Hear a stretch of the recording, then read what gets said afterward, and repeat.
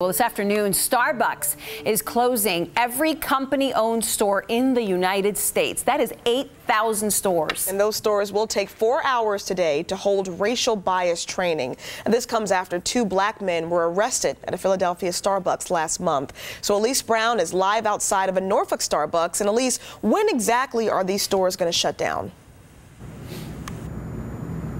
Hey, good morning, guys. So depending on the store, they'll close at 1 or 2 o'clock this afternoon. Nearly 175,000 employees nationwide, including here in Norfolk, will get that racial bias training. So here's some of the backstory.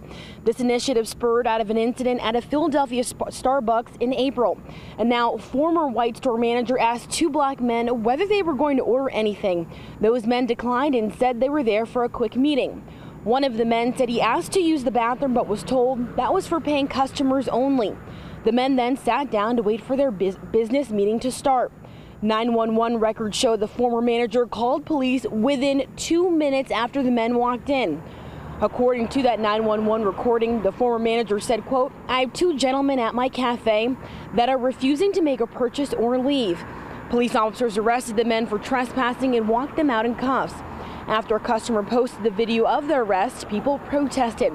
24 hours later, the CEO apologized and called the incident, quote, reprehensible. Starbucks had a lot of help when it came to putting together the curriculum for today's racial bias training.